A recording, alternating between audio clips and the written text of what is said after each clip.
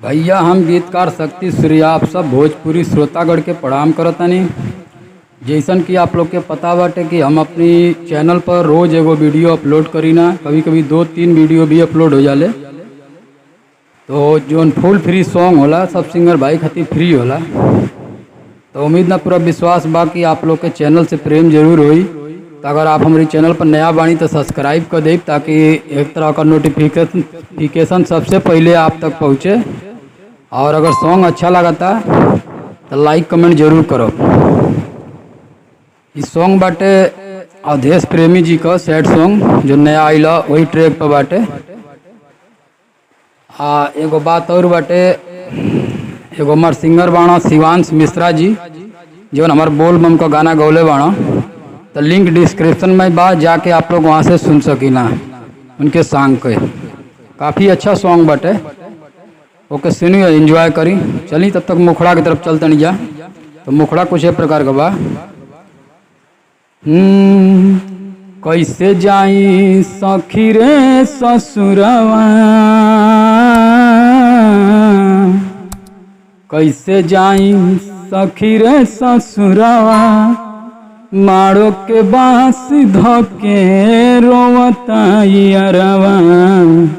कैसे जाई सखी रे ससुरवा, मारो के बांस धोके रोवता यारवा। पूछताटे अपनो कसुरवा,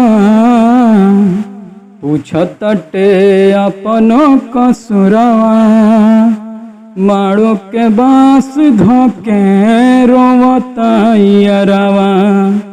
कैसे जाई सखी रे ससुरवा, मारो के बांस धोके रोवता यारवा। तो ये रहा मुखड़ा। उम्मीद बा आप लोग के काफ़ी पसंद आई। तो चलिए एक अंतरा सुनाओ तनी आप लोग के। देखो न रोवा ताटे पीटी पीटी छाती, कैसे समझाई मजबूर हमहु बाटी। देखो न रोवा ताटे पीटी पीटी छाती, कैसे समझाई मजबूर हमहु बाटी। बोल कैसे निकली दुआरवा,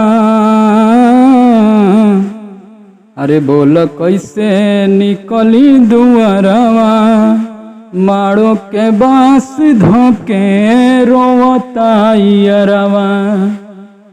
कैसे जाई सखी रे ससुरवा, मारो के बांस धोके रोवता यारवा। तो ये रहा पहला अंतरा। तो चलिए अगर दूसरा और लास्ट अंतरा आप लोग के सुना देते नहीं जा। शक्ति सूर्य के कैसे सुरतिया भुलाइब, कहताटे मड़ावे में फसरी लगाइब। शक्ति सूर्य के कैसे सुरतिया भुलाइब, कहताटे मड़ावे में फसरी लगाइब। आ सिंगर जिद्दी हवे खाली है महुरवा,